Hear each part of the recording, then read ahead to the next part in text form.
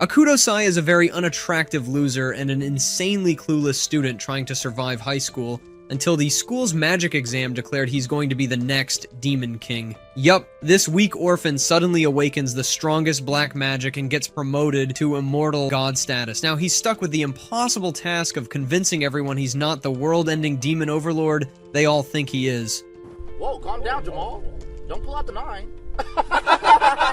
Akudo, the human equivalent of Patrick from SpongeBob, arrived in the royal city brimming with excitement to start his new life at the prestigious Academy of Magical Arts. He had barely set foot on the grand staircase leading to the academy when a blue-haired feminist zoomed past him. She made quite an entrance, her assets bouncing like they had their own magical gravity. Akuto stood there thanking whatever gods were responsible for his very first warm welcome in the big city. But this brief moment of bliss didn't last long. Akudo noticed an old woman struggling with her luggage. Naturally, he decided to help because clearly his brain is powered by blind optimism. He grabbed the bag, but instead of politely assisting, he turned it into a tug-of-war match with the poor woman. She probably thought our loser protagonist was trying to rob her. As fate would have it, the blue-haired girl reappeared at the top of the staircase. Seeing Akuto wrestling with her grandmother, she immediately leaped into action. With the force of a raging feminist Goku, she launched herself at Akuto and kicked him square in the face, sending him flying. As Akuto lay sprawled on the ground like a knocked-out goat,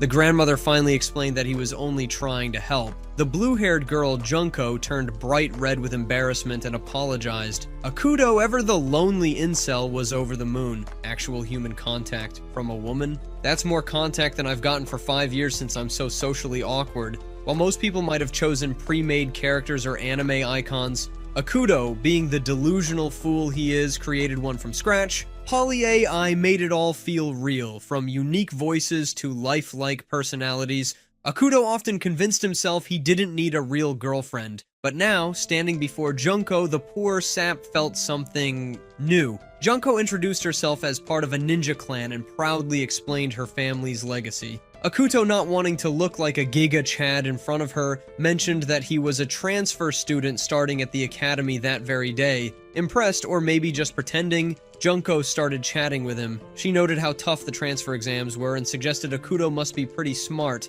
Akuto, blushing like a ripe tomato, mumbled something about studying hard because he wanted to become a priest. Junko, unimpressed, made a cheeky comment about his intentions, but Akuto, in full Riz mode, rambled about becoming a better person. The conversation took a bizarre turn when Junko whipped out a short sword and performed some ninja oath ritual. Akuto, clueless as ever, just nodded along, wondering if this was her way of flirting and where she was trying to put that sword. They finally reached the academy, a towering castle filled with flying students and magical chaos. Junko gave Akuto a quick tour before sending him to the nurse's office for a physical exam, maybe from the sword that she pulled out at him earlier. Enter Tori, a blonde bombshell with an air of authority. She greeted Akuto and the other transfer students, summoned a chain-smoking magical spirit, and explained that this spirit would assign everyone their future job titles. One by one, students stepped forward and got their assignments: doctor, warrior, soldier, and even a Wendy's employee. Akuto, fully expecting accountanthood, waddled up like a smug bum ready for his moment of glory. Then came the twist. The spirit announced that Akuto's ideal job was Demon Lord. The room fell silent. Students stared at him like he'd just sprouted horns. Akuto, the dumbest kid in class, stood frozen, clutching his head in disbelief. Tori asked the spirit to double-check, but the answer remained the same. Akuto was destined to be the most destructive force in society. Pandemonium broke out. Students screamed and ran for their lives. Tori, however, didn't seem fazed. She pulled Akuto aside, told him to keep his cool, and warned that people might try to kill him. You know, just some typical first-day advice. In class, things went downhill fast. Akuto noticed Junko sitting at the back, but quickly realized she wasn't her usual chatty self. Meanwhile, Tori suggested Junko stay on as class president. Out of nowhere, a tiny twink named Miwa nominated Akuto for the role instead. Akuto, panicking, declined, and offered to do cleaning duty instead, thinking it would make him look humble. Wrong move. At this academy, cleaning duty was reserved for the most vile and twisted individuals. With my twisted mind, I would have been top cleaner in this anime. Junko, already furious, challenged Akudo to a duel. She accused him of playing with her feelings and drew her sword. Akudo, being the scared little fool he is, tried to back out. But Miwa declared that the winner would become class president. Junko wasted no time. She attacked Akuto with ninja-level ferocity, forcing him to dodge and stumble like a drunk Irish guy at the pub. Things escalated when Junko started glowing like a Super Saiyan. She launched a powerful attack, and to everyone's shock, Akuto blocked it with his bare hands. His arms glowed, his shirt ripped apart, and he looked like a budget Superman trying to impress his crush. The fight ended with a massive explosion that left the classroom in ruins. Junko was knocked out, and Akudo stood there like a confused goat, wondering how his life had spiraled out of control. Later that evening, Akuto returned to his dorm only to find Miwa waiting for him.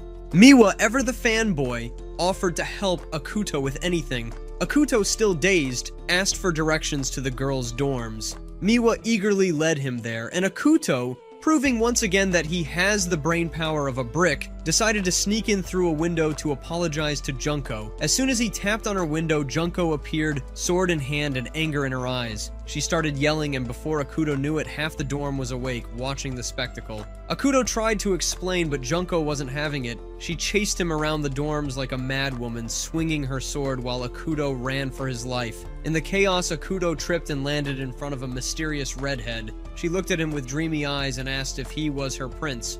Akuto, still processing his near-death experience, couldn't even respond. Junko, however, was relentless. She cloned herself using some ninja technique and charged at Akuto again. The redhead jumped in to protect Akuto, using magic to slow Junko down. This only made Junko angrier. Another massive explosion followed, leaving a crater where the trio had been standing. Akuto, covered in ash and confusion, looked around to find Junko unconscious once more. Before Akuto could catch his breath, a portal opened above him, and a green-haired girl descended. She introduced herself as Korone and claimed she had been observing Akuto for a while. Akuto, feeling like a goat stuck in a cosmic joke, could only wonder what fresh chaos awaited him next. Akuto discovers that Junko isn't human but an android when she pulls out some fancy injection gun and instantly heals herself. She remembers the explosion and starts crying before bolting away. Akuto tries to follow her, but Korone stops him, dragging him off to the headmaster's office. Akuto's face looks like he just saw his GPA drop to 0, but he doesn't have a choice and follows the mechanical babysitter. At the headmaster's office, Korone tattles on Akuto, claiming he didn't mean to hurt Junko, even though the explosion could have been deadly. Akuto wonders if she can read minds, but she brushes him off, saying she can only read emotions. The headmaster, an old guy who clearly has seen too many Doomsday movies, changes his tone and accuses Akuto of being destined to be a demon lord. He even suggests Akuto might start World War III someday. For now, though, Akuto's just a student, and the headmaster has asked the government to keep tabs on him 24/7. Akuto's life just turned into a reality show, and he's not thrilled about it. Tori, the serious one, escorts Akuto out and tells him to think of Korone as his safety net against student attacks. Then she gets all teacher-like and asks about the explosions.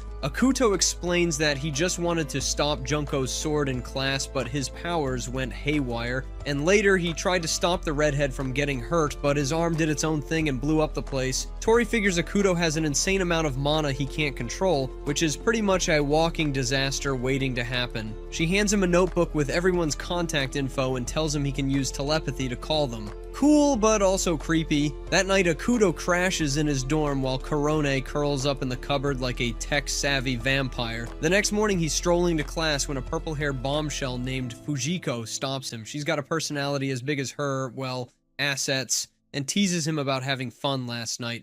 Akuto freaks out, trying to explain, but Fujiko laughs it off and leaves, promising they'll meet again. In class, Junko and the redhead Soga are both absent. The whole class stares at Akuto like he's public enemy number 1, while Korone parks herself on the floor like a bored robot. Later, Akuto heads to the washroom, only for Korone to follow him because privacy is clearly not in her programming. Inside a stall, Akuto calls Fujiko for advice on making up with Junko. Fujiko tells him to meet her at the mountains and spills the beans about how to deactivate Korone by pressing her tail. Akuto's all thanks and heads to lunch. After After eating, he tells Miwa he's off to relax in the mountains. Predictably, Korone tags along. Akudo, being as subtle as a neon sign, starts hunting for her tail. Before he can act, a giant demon dog charges at them. Korone pulls out a gun, but the demon dog shrugs off her bullets and lunges at her. Akuto, in a rare heroic moment, pushes her out of the way and wrestles the dog. Korone suggests holding the dog steady so she can finish it off, but Akuto drains its mana instead, turning it into a puppy.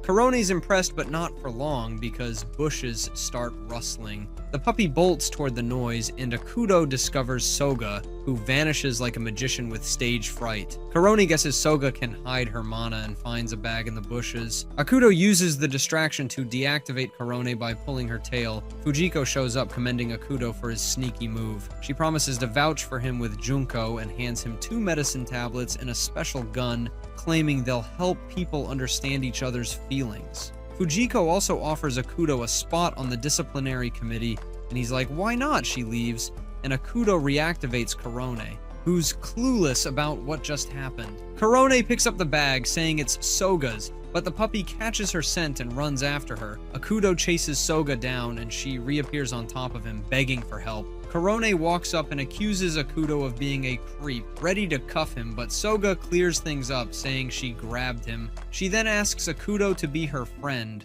A few nights later, Akuto and Miwa are soaking in a suspiciously cozy bath. Miwa spills some school tea explaining how Junko runs the lawful side of the academy while an underground dark magic hub operates in the shadows. Miwa doesn't know much about the underground scene, but warns Akuto to stay clear of it. Before Akuto can digest this info, Miwa bolts out of the tub yelling about something in the locker room. Akuto rushes out to find Korone, mocking Miwa's, small stature. Akuto tells her to knock it off and gets dressed. Fujiko calls him, announcing she's set up a meeting with Junko, but insists he present himself to the school council first. Akuto's life isn't just chaotic, it's a full-blown circus with him as the clueless ringmaster. Akuto, the future goat-headed demon lord, was about to face another whirlwind day. He dressed up, looking like a cow trying to pass as a knight, and entered the council room. The president, Riri, introduced herself, along with the rest of the group. Mishi, the pink-haired menace. Kana, a furry who probably barked at the moon. And Nuru, who looked like he was dragged there against his will. Riri mentioned that Akuto's fighting skills were impressive enough to join the disciplinary committee. Apparently, the committee often flexed its muscles to keep unruly students in check. Akuto was officially in, and the news spread like wildfire. The entire school collectively groaned at the idea of a demon lord having this much authority. Later that evening, Akuto fiddled with some magic bullets, loading them into a gun like the walking disaster he was. He debated deactivating Korone, his green-haired android assistant, but got distracted by the urge to pull her tail. As if his life wasn't already ridiculous, there was a loud knock on the window. Startled, Akuto turned to see Soga, the rice-obsessed troublemaker, clinging to the windowsill with a bag of biscuits. She barged in, ignored his protests, and declared that her contraband rice cooker would now live in his room. Akuto, barely holding on to his sanity, refused. After some chaos, Soga left, but not before forgetting her rice cooker. Akuto decided he had enough nonsense for one night. He deactivated Korone and headed to meet Junko in an underground facility. On his way, a group of wannabe thugs ambushed him. Akuto hit the ground like a sack of potatoes, and the thugs surrounded him, grinning like hyenas. One idiot tried to hit Akuto with a baton, only to get electrocuted. Akuto stood up, starting to figure out how to control his mana. Another bold fool attacked with a metal rod, and Akuto snapped his arm like a twig. A third goon, the size of a small planet, charged at Akuto, only to be blasted across the room by a magic shot. The thugs tried using magic to outsmart him, but Akuto blocked their attacks effortlessly. Their leader, a chain-wielding wannabe, shoved a bruised and tied-up Miwa forward as bait. The leader demanded Akuto surrender to save Miwa. Instead, Akuto's goat brain hit overdrive. Fueled by rage, he used his magic to break the legs of every thug except the leader. The goons howled in pain, writhing on the floor. Akuto then levitated them with his magic and slammed them into the ground, leaving a bloody mess.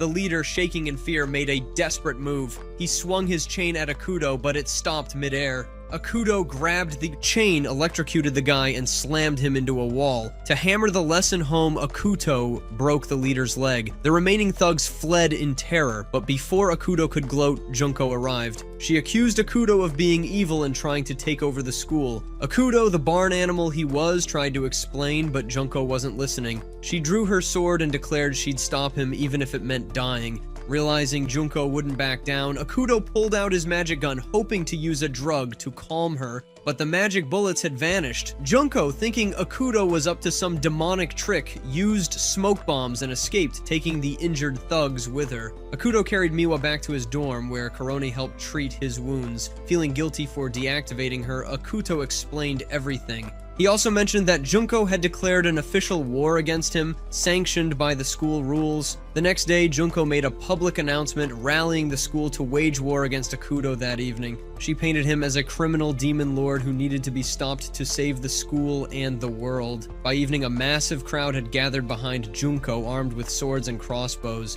Akuto, ever the stubborn goat, stood alone at the top of the stairs. Miwa, the only loyal friend he had, joined him despite being injured. Akuto told Miwa to run, but it was too late. Junko gave the signal and the battle began. Arrows and magic blasts rained down as Akuto dodged and ran, trying to escape the mob. He jumped and weaved through the chaos, but eventually got cornered. Injured and out of options, Akuto stood his ground as Junko approached, sword in hand. Akuto, not wanting to hurt her, braced himself for the end. But just as Junko was about to strike, Soga burst onto the scene, claiming Akuto and Junko were in love. The crowd of simps turned on her immediately, forcing her to side with Akuto. Soga had a plan. She shouted at Korone to activate a missile. Korone, without hesitation, launched a projectile toward Akuto and Soga. Akuto created a shield, and the missile exploded, raining cooked rice everywhere.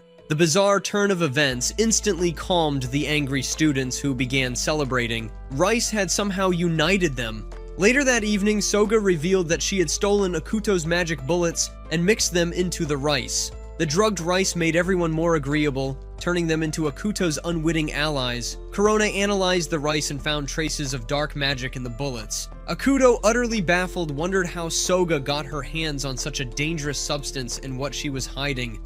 A few days pass, and one morning Tori sets up a practical magic class in the playground. She explains that the exercise is about controlling mana, but students need to team up. Akuto, the cow-brained disaster, turns to his sidekick Miwa to partner up. Miwa, however, declines, complaining about his aching backside and telling Akuto to find someone else. Akuto glances around and wonders if Soga, the school's resident loner, showed up.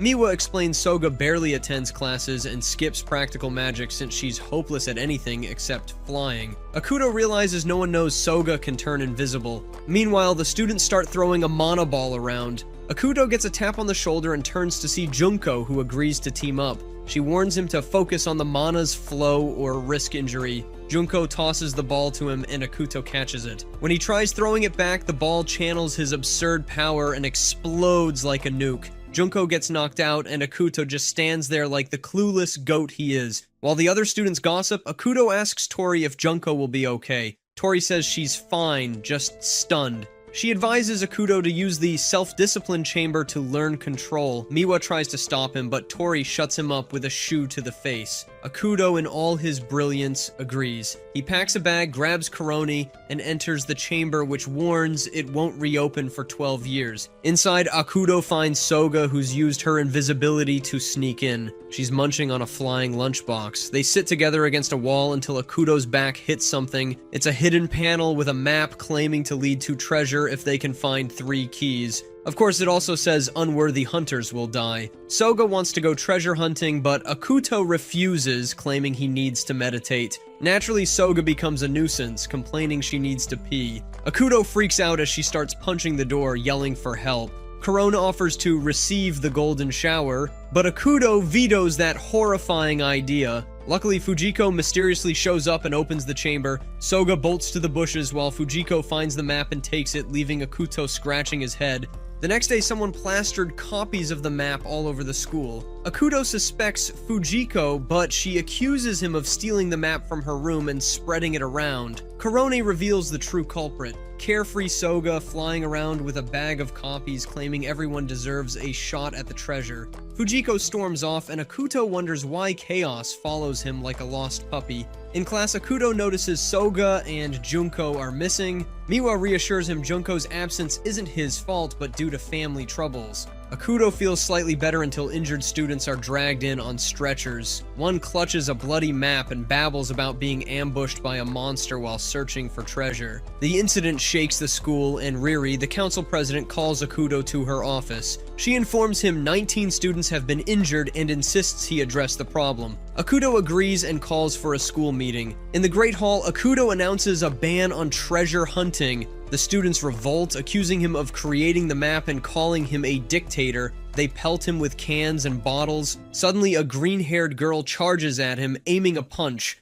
Akuto dodges, but the podium breaks. She tries kicking him, but he slips away only to get caught in a headlock. She demands proof he didn't create the trap. Akuto declares he'll investigate the treasure himself, and she releases him. Introducing herself as Teru, she warns Akuto he'll see her again soon. Later, Riri suggests they cover up the issue with a fake story about Akuto checking the treasure. Akuto insists on investigating for real, promising to handle any monsters. Riri reluctantly agrees, her eyes full of pity. The next morning, Fujiko hands Akuto a magical gun disguised as a small item and tells him to bring her the treasure. Akuto gears up for the expedition with Miwa, who packs enough camping supplies for a month. Before they leave, Teru ambushes Akuto, jumping on his back and declaring she's coming along. The group ventures into the forest and night falls by the time they reach a dark dungeon. Akuto, already regretting every decision that led him here, prepares for whatever might be crawling underneath these ruins. The group steps into the eerie entrance, descending a staircase into a graveyard of fallen warriors. Coral grabs some shotgun shells and assumes a war wiped these people out. Akuto, ever the melodramatic goat, pities the dead who will never see sunlight again. Suddenly he spins around, gun in hand, aiming at a tornado. Yup, a tornado indoors. Akuto stares dumbly while Teru charges it with her sword, achieving nothing but embarrassment. She tries again only to get slapped down by the wind, proving she's all brawn, no brain. Akuto's American instincts kick in, and he shoots the tornado, blasting it apart into a swarm of bats. Teru, always extra, tackles Akuto in admiration, ignoring his obvious discomfort. Akuto notices a fresh grave nearby and pokes around until he finds a toy recorder with cryptic instructions. Following the directions, they reach a ruined underground city, clearly a casualty of war. In the center, they find an armory with creepy knight statues. Miwa, the human anxiety machine, panics when one statue moves. Akuto, acting smug, assures him they're harmless, until a knight swings an axe at him. Akuto dodges, pulling out his gun, but the armor's too tough. Miwa tries to help, but gets punted like a football. Just as the knight prepares to finish him off, Akuto casually blocks the axe with his fingers, then tosses the knight like a ragdoll. Miwa is scolded for being a reckless idiot, and Teru finds a phone with new instructions pointing to a limestone cave.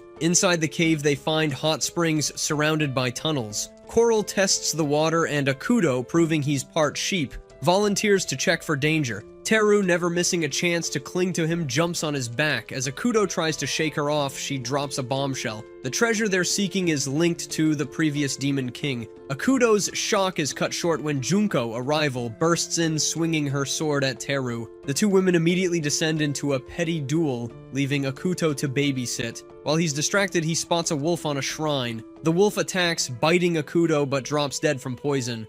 Teru grabs an artifact from the shrine and bolts, leaving Junko to accuse her of being a government agent. Chaos ensues, and Akuto looks like he's regretting every life decision. Fujiko, the brainiac of the group, reveals her brother created this scavenger hunt. She plays with a pendant and triggers a teleportation spell, whisking the group to a dark dungeon. There, Riri, the council president, smugly announces the whole thing was a game with no real prize. Fujiko, ignoring warnings, rushes ahead, triggering a trap that unleashes a massive dragon. The dragon wakes up grumpy, declaring himself the ultimate power and daring anyone to challenge him. Riri tries to stop Akuto, warning that touching the Demon Lord's relics could turn him into a monster. But Akuto, in his usual bull-headed fashion, ignores her and goes after Fujiko.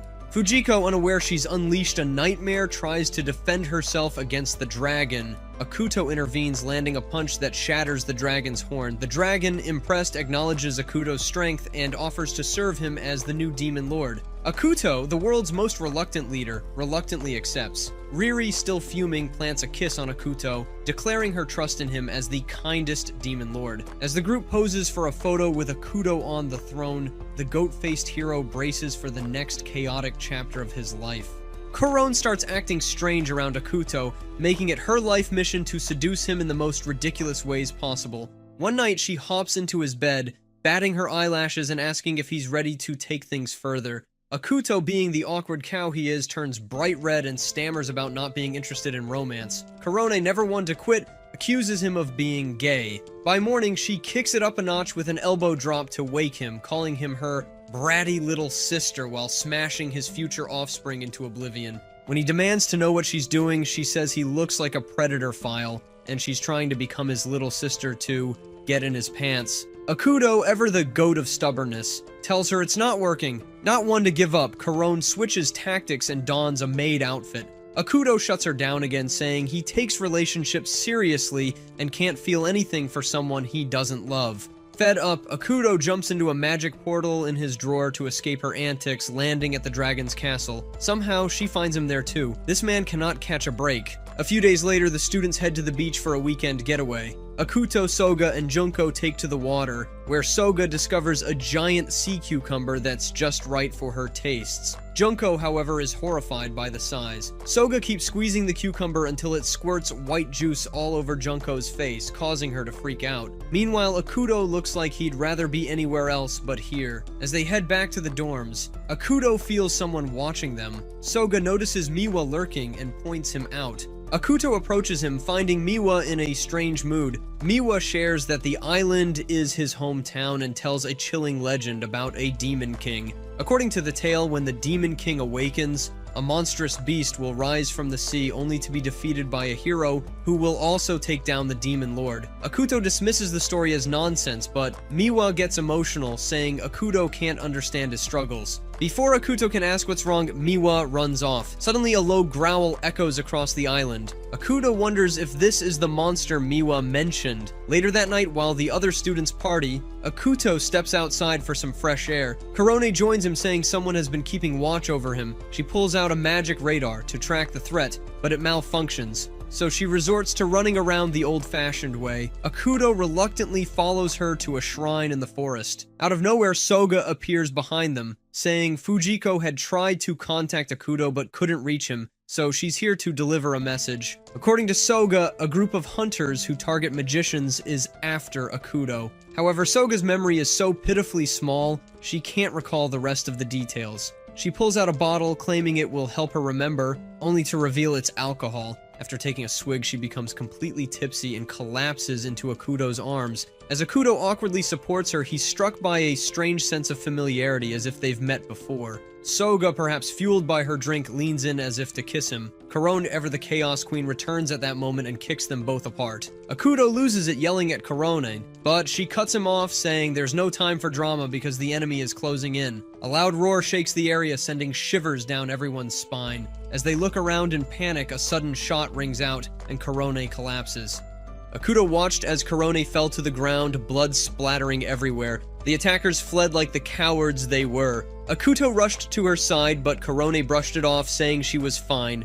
Instead of focusing on her injury like a normal person, she asked him about his interest in Soga. Akuto, ever the socially clueless goat, told her this wasn't the time for those questions, but Korone, stubborn as ever, insisted. Akuto bluntly told her that he wasn't sure about his feelings for any girl and hinted that she might not even be the one he chooses. Ouch. That hit Korone harder than her injury. Smiling sadly, she opened a magic gate and disappeared, leaving Akuto with a dumbfounded look that screamed, "What just happened?"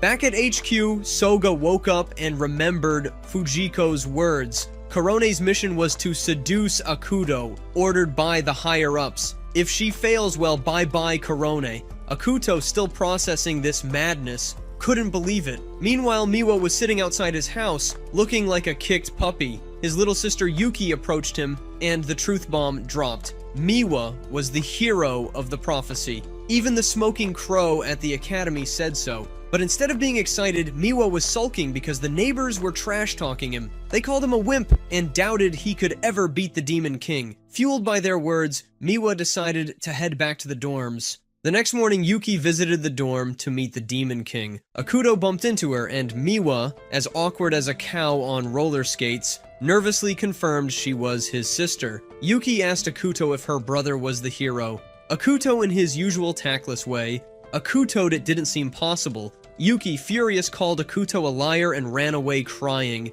Miwa chased after her, tears streaming down his face like the melodramatic hero he never wanted to be. Junko, ever the voice of reason, pointed out Akuto's blunder. Akuto admitted he'd messed up, but didn't seem overly concerned. Miwa found Yuki by a lake, and Soga joined them. Miwa dismissed the legend of the island as a hoax and explained the lake's roaring sound came from air bubbles in an underground tunnel. There was also a hero's altar underwater with a sword and a boulder that only the hero could pull out. Miwa revealed it was all his grandpa's doing and that he didn't believe in the legend or himself. Suddenly, strange sounds came from a distance. They found an old pervert dancing by the lake, summoning a giant sea cucumber. Yes, a sea cucumber, Yuki screamed as the slimy beast emerged and the old creep grabbed her. Miwa, being the heroic goat he wasn't, tried to charge a magic attack, but the sea cucumber drained all his mana.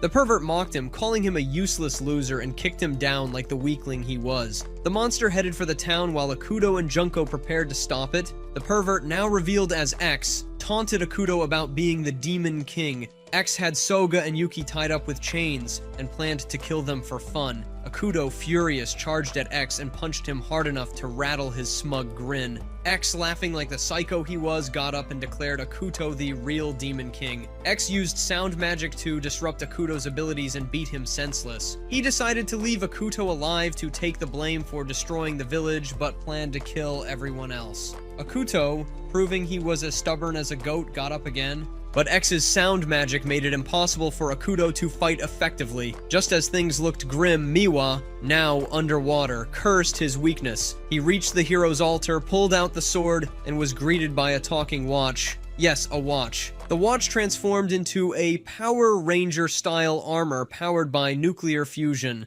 Suddenly, Miwa went from useless to overpowered in seconds. Back on land, Akuto decided to fight X by screaming louder to cancel out the sound magic. Shockingly, it worked. Akuto managed to punch X again, but the villain wasn't done. He pulled out a weird gun to shoot the girls, but Korone returned just in time, shielding them with her fireproof cape. She revealed she had negotiated with her superiors to come back. Korone declared X mentally unstable, and Akuto the Ministry had decided to dispose of him. Ignoring X's sound magic, she rushed at him and beat him to a pulp, while Akuto watched, relieved but slightly embarrassed he needed saving again. And just as they thought it was over, the giant sea cucumber was still heading for the city. Miwa, now in his fancy armor, flew in like a superhero. With the help of his suit's inbuilt AI, he obliterated the monster with a laser and a plasma punch. Declaring himself the hero, he basked in the glory of his newfound power. He then turned his sights on X, ready to kill him. Akuto stopped Miwa, questioning his intentions. Miwa, lacking the guts to fight Akuto, awkwardly fled the scene. Moments later, he returned in his ordinary form, pretending the hero had saved him. Classic Miwa. With the chaos over, Korone informed Akuto that her orders to observe him were back in effect, but the higher-ups still wanted her to seduce him. Korone, ever the professional, declared she would teach Akuto how to please women so he could marry into a powerful family. She suggested he marry Junko, who promptly lost her mind. And with that, the absurd saga of Akuto, the clueless Demon King, and Miwa, the reluctant hero, continued. This bunch of misfits had no idea what was coming next, but one thing was clear. They were in for more chaos, laughs, and ridiculous adventures. Akuto was being his usual clueless self, lounging under a tree and dreaming about his past blunders. Back in the orphanage, this genius spent all his allowance to buy a fancy hairpin for a girl who practically screamed, "Future gold digger." He even told the caretakers he didn't need any allowance because he was going to be independent, only to promptly run off to find a job. Truly a goat in every sense. His nap was rudely interrupted when Soga plopped down beside him and started chatting about their birthdays. Akuto noticed her hairpin and got suspicious, thinking he'd seen it before. Soga dodged the topic, changed the subject, and invited him to her birthday party without telling him when it was. Her logic? He should hang out with her every day so he wouldn't miss it. Classic move. Later, Akuto and Miwa were watching the news. Apparently, Calamity-class monsters were popping up all over the place, but some mysterious hero was swooping in to save the day. Akuto, being the dense cow he is, wondered who the hero might be. Miwa brushed it off, saying it didn't matter as long as the hero was handling business.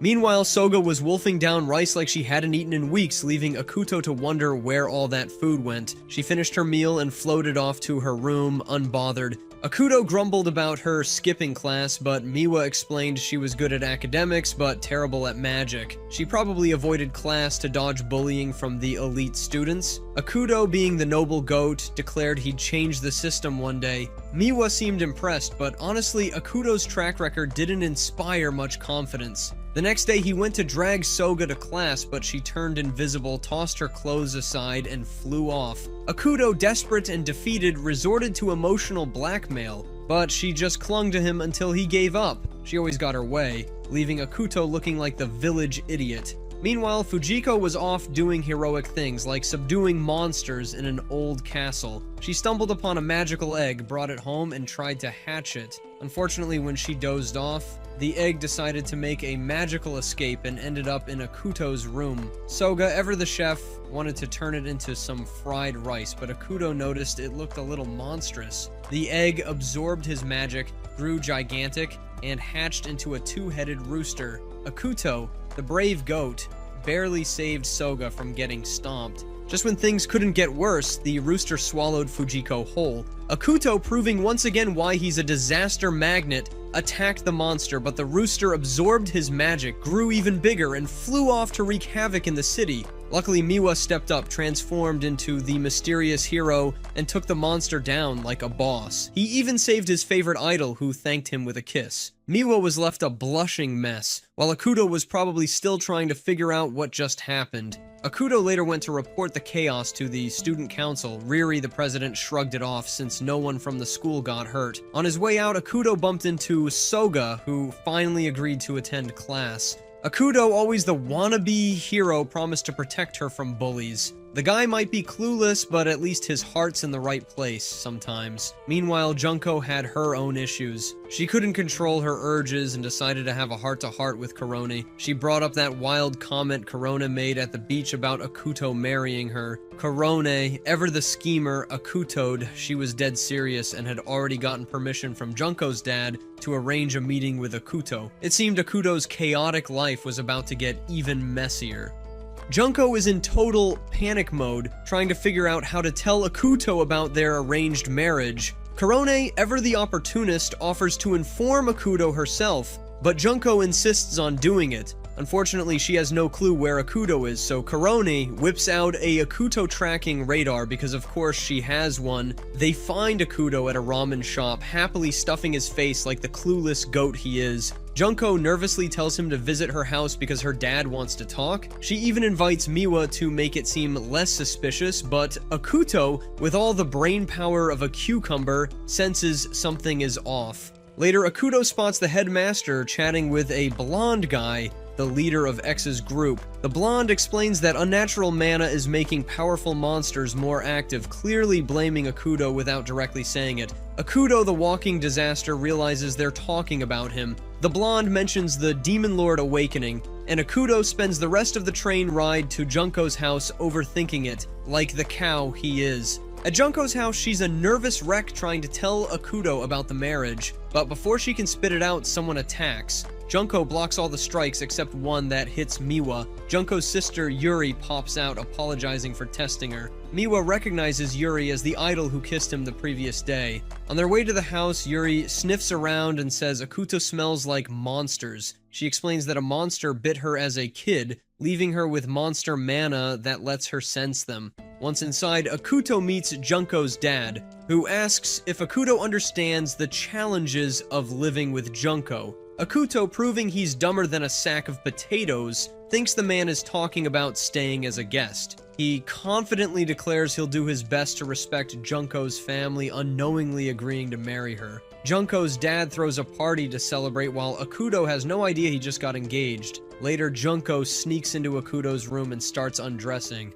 Akudo, now realizing what's happening, freaks out and asks her what she's doing. Junko admits she's excited about their marriage, but Akudo assumes she's being forced into it. He tells her to stand up to her family if she's unhappy, making her cry. Junko storms out, calling him an idiot for ruining everything. Moments later, ninjas appear, pointing blades at Akuto for upsetting Junko. Akuto, terrified, bolts out of the room with the ninjas chasing him. Akudo runs straight into a trap set by Teru, a green-haired schemer. Teru offers Akudo a deal, ditch Junko and marry into her family instead, promising more money and power. Akudo flat out rejects her, so Teru decides to kill him. She reveals her family specializes in assassinations for their god, and their latest target is Soga. Teru's words ignite Akudo's fury, and he releases a powerful wave of energy, scaring Teru senseless before he can act. A massive shuriken flies at him, but disintegrates on impact. Yuri appears furious and demands answers from Akuto. He promises to explain later, but insists on saving Soga first. Korone and Miwa show up, and Akudo begs Korone to teleport him to Soga. Korone refuses, saying she can't defy a god's orders. Instead, she gives Akudo a loophole, telling him to pull her tail to deactivate her. Akudo does it, and Korone powers down. Suddenly, Yuri starts crying as her monster mana reacts to Akudo's power. Akudo uses this moment to rip a hole in space-time and disappears. Meanwhile, Soga celebrates her birthday alone, but assassins surround her. Before they can attack, the snake-like Orochimaru's offspring is sliced into pieces, and the blonde guy Yamato arrives. Yamato annihilates the assassins and tells Soga he's there to protect her because she's destined to become a vessel to control all gods. He explains that some gods want her dead to prevent this. Akudo arrives just as Yamato finishes his speech. Yamato calmly explains he saved Soga to ensure she fulfills her duty. Akuto, the stubborn goat, declares he'll protect her freedom. Yamato, unimpressed, effortlessly slashes Akuto's arm. Akuto regenerates instantly, shocking everyone. Before Yamato can attack again, Soga clings to Akuto, shielding him. Just then, Fujiko bursts through the roof with an army of monsters she tamed using her used underwear. She tells Akuto the monsters are loyal and ready to obey his commands. Akuto climbs on one of them, declaring that if gods can send assassins, he can use monsters. Yamato curses him, warning that Akuto will be the reason the world ends. The building is overrun by a horde of monsters, and Yamato is ready to face Akudo. Meanwhile, Teru is glued to her screen watching this mess unfold when her dad, all aflame with blue fire, shows up. He tells her that Yamato attacked him and defied their gods, so they have to take him down. Teru's not too thrilled about this because she's got a complicated history with Yamato, but instead of listening to her dad's sob story, she steals his medal, claiming the title of the next head of the family. Just then, a creepy guy named Tu pops up behind her. Teru's ready to fight, but he introduces himself as Yamato's underling, here to work with her. John and her dad are still watching the battle, and John's dad wants her to forget her personal drama. They need to team up to defeat Yamato, who's gone rogue against the god of ninjas. Teru's now officially leading the charge as clan head, and John's dad hands over their family treasure, a legendary sword that no one's been able to unsheath. Of course, Junko's granny shows up and gives the sword to Junko, saying that she'll be able to get it out of the sheath. Granny's advice is simple: follow your heart, help the man you love, and your family will take full responsibility. But Junko needs to understand that the sword has its own desires. Back at the academy, Yamato attacks Akudo with his magic sword, which messes with Akudo's healing. Fujiko's had enough, so she hops on her three-headed dog, planning to buy time for Akudo to recover while heading to the cave where the dragon waits, but Yamato's not far behind, riding his magic sword like he's surfing on a subway. Just as Fujiko reaches the cave entrance, the academy headmaster steps in front of her, telling her to go on ahead while he holds off Yamato. Inside the cave, Akuto and his crew stop when they encounter Student Council President Riri. She asks Akuto what his plan is with the academy, and he calmly replies that he has no intention of destroying it. Riri shows him that ninjas from Teru and Junko's families are already battling the monsters. Akuto asks which side she's on, and Riri says she'll let him go this time, but if he turns into an enemy later, she'll stop him. Outside, Teru's ninjas, led by her, plan to send Junko and her sister into battle so they can both die. That way, Teru can steal their legendary sword. Junko's not thrilled, especially since her sister's not in the best shape and her monster mana's going haywire. As they prepare for battle, Miwa shows up as a hero hero, and Yuri hugs him like he's the best thing since sliced bread. She's all smiles in front of the cameras, claiming they'll kill monsters together. Meanwhile, Akuto reaches the dragon, who's eager for him to reclaim his power as the demon lord to conquer the world. But Akuto never wanted that power. He just wants to protect freedom. So he declares he'll take the power to kill God. Climbing onto the dragon's back, the dragon blows the cave's roof off, sending Akuto flying outside. The whole world watches in terror as the Demon King emerges with his army of monsters. Junko decides to stop Akuto, jumping onto his dragon and attacking him with a dagger that gets vaporized the second it touches his aura. Akuto looks at her blankly, and Junko wonders if he doesn't care about her at all. She says this out loud, and Akuto smirks, making her blush. He lifts her into his arms, and Junko, all flustered, asks what he's doing. He tells her he has to fight this war alone, but once it's over, he'll take care of her. Junko's not sure what that means, but before she can ask more, Akuto gently floats her down to safety. Just then, Miwa zooms in, slicing through the dragon's side. The dragon roars in pain. It's been centuries since someone hurt him. Now he's even more pumped to fight. Miwa clashes with the dragon, asking Akuto why the heck he's fighting against humans when he could use his power for good. Akuto replies that he's not against humans, but he hates the system that blindly worships a god who does whatever he wants. Akuto's gonna kill the gods and show everyone they were wrong. As the dragon tries to crush Miwa, he charges up a magic breath. But Miwa's suit has an anti-demon king mode that activates just in time. He unleashes a massive explosion that blasts the dragon's face. The dragon warns Akuto that Miwa's suit is absorbing his mana, and they can't outrun him because Miwa's faster. Just then, a giant combat aircraft arrives to join the fight. It shoots a barrage of bullets, but they don't even scratch the dragon's thick skin. Akuto's not too happy about facing two enemies at once, but his dragon suggests they target the aircraft's mana generator to replenish their power. Akuto likes the idea and they fly toward the ship. However, the creepy underling has replaced the pilot with a puppet under his control, and he crashes the ship into the dragon and Akuto, sending them both crashing to the ground. At this point, the battle's getting ridiculous. It's like a bad anime where everyone's fighting, but no one knows what the heck they're doing. Akuto's still trying to kill gods. Junko's trying to get her sword, and Miwa just wants to save the day. Meanwhile, Teru's plotting and everyone else is just there for the chaos. Everyone is panicking because they think Akuto has been turned into a human pancake by the impact, but no, because of course this guy refuses to die. Soga, the only one with a working brain, figures out he's alive. JN also suspects Akuto isn't a squashed potato yet because her sister's demonic mana is still acting up. Meanwhile, Mi runs off to find Akuto but stumbles upon the headmaster who just got clobbered by Yamato. Yamato, who's clearly on a power trip, is about to finish the job when Mi jumps in to save the headmaster. Unfortunately, Mi's suit powers go on vacation because Yamato designed the suit and conveniently made it useless against himself. Mi realizes Yamato alone can't take down the Demon Lord, so he proposes a deal: team up and spare the headmaster. Inside a creepy cave, a monster slithers out to attack Fujiko and Soga. Fujiko, who's clearly watched too many action movies, whips the creature like it owes her rent. The monster, though, seems to enjoy it. Gross. It's about to counterattack, but a swarm of bats swoops in, led by the vice president of the student council. She's here on orders to protect the girls. Her bats gang up on the monster, but before they can finish the job, Yamato shows up because why not? Fujiko recognizes him as her brother's killer, but he brushes her off like lint. Instead, he tells Soga he needs her, and she's like, "No, you don't," accusing him of being selfish.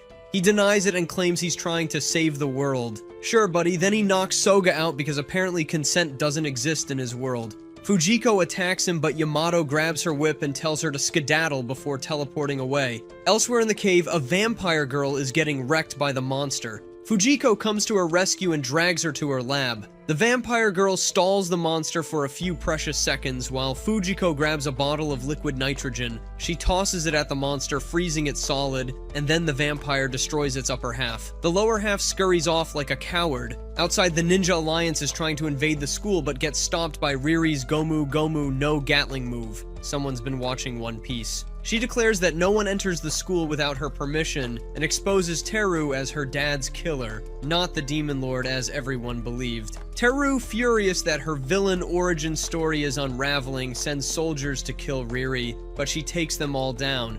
Just as she's about to charge at Teru, gunslinging ninjas surround her. Suddenly, a giant furball barrels through them, knocking them out. Turns out it's a werewolf from the student council teamed up with another girl in a Hulkbuster suit. The three of them fight their way toward Teru, who's panicking because her dirty laundry is about to be aired. Teru, desperate, calls Yuri to her tent and orders Junko to get rid of the student council, threatening to make her sister fight if she refuses. Junko is sick of Teru's manipulative nonsense and hopes Akuto, the walking disaster, will return to save the day. Meanwhile, Riri and her team push forward, but Junko tries to stop them with illusions. Riri knocks her out because she's not in the mood for magic tricks. When Riri confronts Teru, she demands Yuri's release. Teru refuses and is about to harm Yuri when Miwa shows up to save the day. He rescues Yuri and flies off to Yamato, who teleports everyone away. Riri loses her cool when she sees Soga in Yamato's hands. She's furious because she sent the vice president to protect her.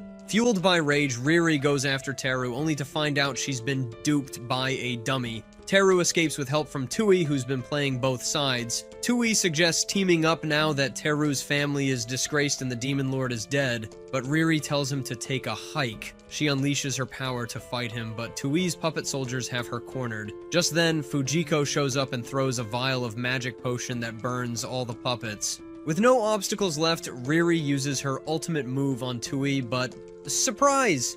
It was a puppet all along. The real Tui escapes, promising to return with a new face. Suddenly, everyone's attention shifts to a massive aircraft rising into the sky. Akuto, now in Super Akutoyan mode, is lifting it with one hand while holding the headmaster with the other. He thanks the headmaster for using his power to stop the aircraft from crushing them. Akuto then checks on his dragon, who's taken a serious beating and isn't in peak condition. He realizes Soga is missing and learns Yamato took her. Akuto decides to rescue her alone, telling the girls it's too dangerous for them. Junko watches him leave, but Teru shows up, demanding Junko stop the Demon King. Junko refuses because she's done with Teru's leadership. Her ninjas try to argue, but Junko abandons them to chase after Akuto, who she apparently loves. Junko's sudden love-fueled determination activates the legendary sword, which conveniently needs the power of love to work. With one swing, she wipes out Teru's entire army, leaving only Teru. Junko prepares to finish her, but Koro intervenes, insisting Teru should live to repent.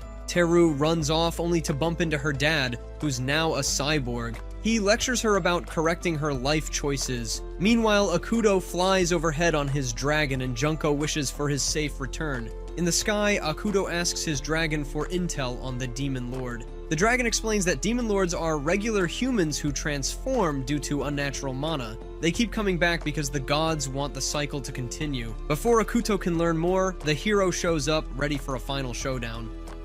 Miwa activated his anti-Demon King mode with all the flair of someone who thinks a shiny suit can fix their lack of brains. Akuto, however, decided to outdo him in the drama department. He told his dragon to charge straight ahead and threw himself directly at Miwa's plasma blade, intentionally taking the hit like he was auditioning for a tragic hero role. Miwa, in all his goat-level wisdom, thought the fight was over and tried to stop. But surprise, surprise, his system outnumbered. The suit was in control now and it wanted blood. Akuto, meanwhile, was taking so much damage that even his regenerating arm looked like it was waving a white flag. But this stubborn mule of a man refused to let go. Miwa, the eternal cow, begged Akuto to give up. Akuto didn't even flinch. So Miwa did what any panicked fool would do. He dumped all the energy in his suit at once, causing a massive explosion in the sky. It was like fireworks, except instead of celebrating, they were plummeting to the ground. Miwa's suit, now as useful as a wet paper bag, couldn't keep them afloat. Akuto, the indestructible cockroach, regenerated his destroyed arm and told Miwa he knew he'd hold back because he's a kind person. Miwa, ever the crybaby, sobbed that Akuto was too cruel. Akuto, clearly over Miwa's dramatics, deactivated his helmet and gave him a final command to protect everyone if Akuto didn't return. They crash-landed and Yuri, worried about her precious hero, came running to check on them. When she saw Akuto carrying Miwa, she feared the worst. Akuto reassured her Miwa was alive, though he didn't bother to hide how useless Miwa had been. Yuri, upon realizing Miwa was the so-called hero, was shocked. Miwa, forever the insecure goat, assumed she'd think he was lame. Instead, she hugged him and called him cool. But just when things looked bright for this cow, Yuri's monster Mana started reacting to Akudo. Miwa, in his infinite wisdom, asked Akudo if he could remove the mana. Akudo explained that the mana was controlled by their god, and messing with it might kill Yuri. Instead of ending on that note, Akudo casually declared he'd kill the god and make his dragon the new ruler. When Miwa asked what Akudo planned to do afterward, Akudo ignored him and flew away because, let's face it, Miwa's questions weren't worth answering. Meanwhile, Yamato had reached a grand temple surrounded by a colossal tree. The android priestesses there tried to stop him, but Yamato, a man on a mission, cut them down like weeds. He opened a gate to a dimension connecting all of space and time, where Soga woke up with another personality. Turns out Yamato was a guy from the future who had been dumped by his wife, who chose the Demon King over him. This guy's entire villain arc boiled down to being cucked. He'd been traveling back in time to use Soga's reincarnations to bind the gods and save humanity, but it never worked. Soga told him this plan was doomed to fail again. Yamato, like the broken record he was, lost his mind. When Soga tried to comfort him, his obsession took over and he decided he'd stick with her no matter what, just as things got extra. Creepy, Akudo arrived. He told Yamato he understood his pain but couldn't let him go through with his plan. Yamato, who clearly had no chill, slashed at Akuto and injured his legs. Thinking he'd won, Yamato went for the kill, but Akudo, ever the clever fox, had tricked him with an illusion and hit Yamato with an energy blast from behind. The android priestesses, crawling around like broken robots, tried convincing Akudo to follow the Demon King's role of making a contract with Soga to create a new world. Akudo bluntly told them he wasn't interested in their godly soap opera. They revealed that the Demon King was just a pawn of the gods, meant to destroy the world on their whim. Akuto admitted he'd figured as much and declared he'd destroy the gods to show people the truth. The priestesses activated the temple's security system, causing the building to collapse. The main part of the temple, housed inside the giant tree, flew away. Akudo, still alive and kicking, called his dragon for their final mission. They flew toward the giant tree with Soga chasing after them, desperate to stop Akudo from sacrificing himself. The dragon blasted a hole in the tree, leading them to the void inside. An army of android priestesses attacked with magic arrows, but the dragon tanked the hits like a champ. As they pushed forward, the dragon connected to the godly system and warned Akudo that if even one of his cables was cut, the mission would fail. Akudo promised to protect him and unleashed a flurry of attacks. Despite his efforts, some arrows hit the dragon's earlier wounds. The dragon urged Akuto to remove his mana limiter, warning it might cost Akuto his life. Akuto, in typical reckless fashion, agreed and went full throttle. The priestesses, not ones to go down without a fight, ripped a hole in space-time to eliminate the intruders. The dragon told Akuto the only way to stop it was to release all his power. Akuto hesitated, knowing his actions would change the world forever. Suddenly Soga appeared, having lifted her invisibility spell. She wanted to help Akuto, but the dragon told her the only way to complete the mission was for him to sacrifice himself. He broke off one of his teeth and gave it to Soga as a keepsake. Soga hugged Akudo, determined to support him. She found herself inside her mind, meeting her doppelganger from the future. The blonde Soga explained that she wanted to bring peace to Yamato and help Akudo survive because fate had bigger plans for him. Using her power, Soga protected Akuto as he unleashed his full strength, destroying the god tree and the dragon in a massive explosion. When the dust settled, Junko arrived to search for Akuto and was relieved to find him alive. Miwa and Yuri soon followed. Yuri, now free of the monster mana, had no memory of Akuto being the Demon King. Instead, she believed Akuto had defeated the Demon King. She happily touched Akuto, making Miwa and her sister jealous. In a twist, the memories of everyone involved with Akuto had been rewritten, except for a few close individuals. Akuto, relieved by this turn of events, looked forward to living a normal school life. But of course, peace was too much to ask for. During a routine health checkup, the smoking crow read Akuto's future and declared his destined job was the Demon Lord. Chaos erupted, just like before, and Akuto realized his story wasn't over yet. And just like you, I can't wait to find out what he'll use to avoid being Demon Lord. And if you've watched slime anime, then you'd know that being a Demon Lord ain't so bad. Hit the like and subscribe so you don't miss out on what will become of Akuto Sai. If you enjoyed the video, make sure to click on this one right here to start the most legendary binge session known to man. Also, if you want to see the full plot-filled scenes, then make sure to subscribe to our Patreon. Link will be in the description below.